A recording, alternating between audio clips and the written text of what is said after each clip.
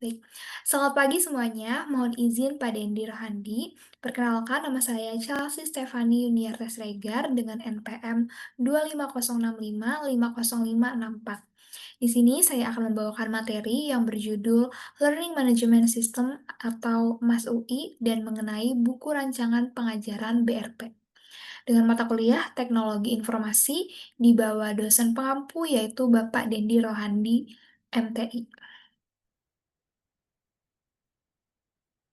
Baik, di sini ada buku rancangan pengajaran atau BRP, merupakan sebuah, pedoman atau sebuah bahan ajar dengan mata kuliah teknologi informasi yang berisi, bagaimana, pembelajaran dari mata kuliah ini dijalankan.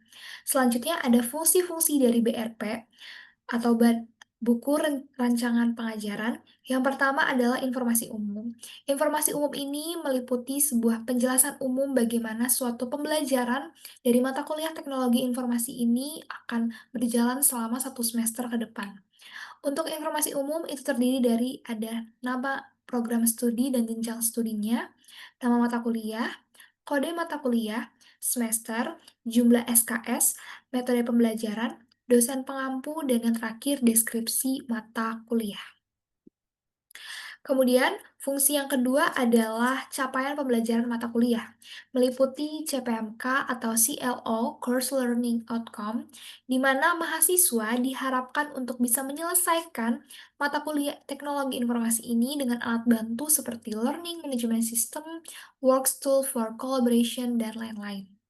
Adapun sub CPMK atau sub CLO atau kemampuan pada setiap akhir tahap pembelajaran, yaitu kemampuan yang diharapkan supaya mahasiswa ini bisa mampu setelah setelah belajar di mata kuliah teknologi informasi ini seperti mampu mengoperasikan piranti lunak berbasis internet, mampu mengoperasikan piranti lunak pengolahan data, atau pengolahan referensi, dan lain-lain. Selanjutnya, di fungsi ketiga ada rencana pembelajaran, merupakan, sebuah rancangan bagaimana suatu pembelajaran itu akan dilaksanakan ke depannya selama 1 semester. Dalam rencana pembelajaran ini kita meliputi ada sub CPMK atau CLO, ada bahan kajian, metode pembelajaran, media teknologi, waktu yang dibutuhkan, pengalaman belajar, bobot penerapan, indikator pencapaian dari sub CPMK ini, dan yang terakhir ada rujukan atau referensi. Selanjutnya adalah rancangan tugas dan latihan. Di sini berisi, bagaimana tugas dan latihan itu selama 1 semester diberikan secara terjadwal setiap pertemuannya. Meliputi nama tugas, sub CPMK, penugasannya seperti apa, ruang lingkupnya, kemudian bagaimana cara pengerjaannya, dan batas waktu, dan yang terakhir adalah luaran yang diharapkan dari penugasan tersebut. Dan yang terakhir adalah fungsi dari kriteria penilaian atau evaluasi hasil pembelajaran. Jadi setelah mahasiswa mengikuti pembelajaran di mata kuliah teknologi informasi ini, terdapat evaluasi dari, hasil belajar selama 1 semester.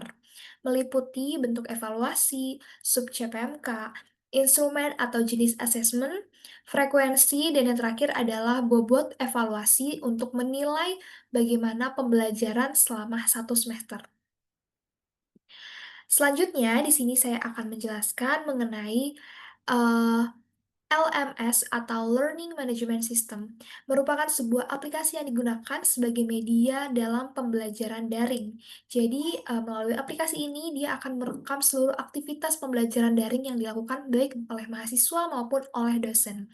Kemudian di Universitas Indonesia sendiri, menggunakan LMS yang bernama EMAS UI.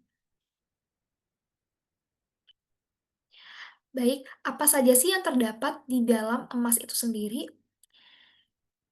Di dalam emas itu ada research. Research atau sumber daya merupakan sebuah media yang kita gunakan untuk menyimpan seluruh materi yang diberikan oleh dosen, baik dalam bentuk PPT ataupun video. Untuk bentuk PPT itu bisa, eee, maaf, untuk bentuk filenya itu bisa seperti PPT, e-book, ataupun video.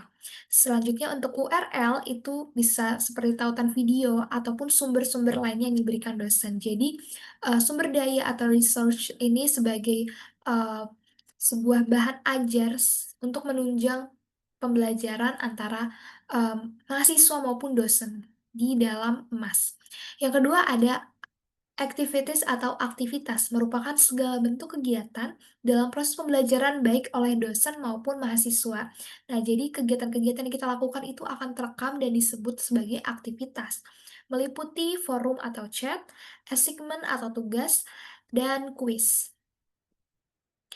Baik, kemudian untuk lebih kenal lebih dalam lagi, resources ini atau sumber daya ini ada yang pertama URL merupakan sebuah tautan yang mengarahkan kita untuk ke dalam video pembelajaran. Jadi sebagai bahan ajar kita untuk belajar di emas ini, seperti video di YouTube ataupun video langsung. Bisa dilihat di sini, ini adalah contoh dari URL atau tautan. Kemudian yang kedua adalah file. File dalam emas merupakan materi pembelajaran baik berupa PPT, e-book, maupun video langsung yang diberikan untuk menunjang pembelajaran kita. Bisa dilihat di sini saya mengambil dari PPT Pekan 1 Manajemen Proses, kemudian ada video pembelajaran emas, dan lain-lain.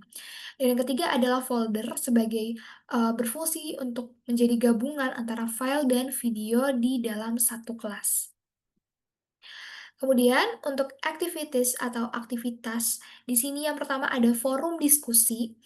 Forum diskusi ini sebagai wadah untuk mahasiswa berdiskusi mengenai materi yang telah dibahas maupun belum dibahas oleh dosen. Di sini saya mengambil contoh diskusi tentang mata kuliah matematika keuangan. Kemudian yang kedua adalah kuis. Kuis ini sebagai tempat untuk kita mengerjakan soal-soal yang diberikan dosen. Terdapat waktu juga yang diberikan pada nilai akhir pada kuis tersebut. Di sini contohnya bisa dilihat ada di sini, statusnya finish berarti sudah selesai, kemudian dimulainya tanggal berapa, waktu berapa, dan, batasnya juga disebutkan secara lengkap, kemudian ada durasi waktu pengerjaannya. Yang ketiga ada assignment atau tugas, yaitu tempat untuk mahasiswa mengumpulkan tugas dan juga, eee terlampir ya, tanggal-tanggal untuk, batas pengerjaannya. Di sini saya mengambil contoh, ada tugas sesi 1 Learning Management System di mata kuliah Teknologi Informasi. Di sini terlihat dibukanya tanggal berapa, dan ditutupnya atau batasnya juga tanggal berapa. Dan yang terakhir, adalah chat. Chat ini merupakan fitur yang digunakan untuk kita bisa menghubungi dosen melalui aplikasi emas ini. Di sini saya mengambil contoh, ada dari dosen kita yaitu Pak Dendi Rohandi. Di sini di samping nama ada simbol seperti room chat tersebut, kemudian jika kita klik itu, simbol tersebut, itu akan muncul room chat yang bisa kita gunakan untuk berkomunikasi dengan, dosen-dosen yang kita tuju. Di sini kita juga bisa melihat statusnya offline atau online. Baik, selanjutnya saya ingin, memperlihatkan bagaimana ini adalah, sebuah, laman atau bagaimana terlihat di fitur emasnya. Di sini jika kita buka emas, di sini ada profile kita, kemudian, di sini yang paling sering dibuka adalah My Course, kita buka My Course, sebentar. Kita login terlebih dahulu. Nah, di My Course ini kita bisa melihat mata kuliah yang kita tuju ya.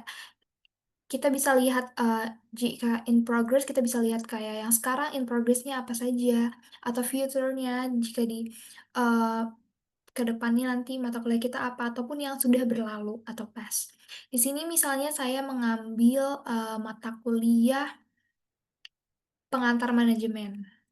Nah, jika dibuka di sini kita bisa melihat ada topik 1, ada sub CPMK-nya, yang dituju, apa saja yang diharapkan, metode pembelajaran, kemudian di sini tadi tautan sebagai research, kemudian ada ini, apa namanya, file, ini adalah bentuk kuisnya, post test pekan 2 seperti ini penampilannya. Dan kita bisa melihat lagi ke bawahnya, sudah terjadwal dengan rapih bagaimana, penggunaan dari aplikasi emas tersebut. Baik. Baik, mungkin cukup sekian penjelasan mengenai eee, fitur-fitur dari emas, juga merupakan, bagaimana emas itu bekerja, dan juga penjelasan mengenai buku rancangan pengajaran atau BRP. Mohon maaf jika ada salah kata, dan terima kasih.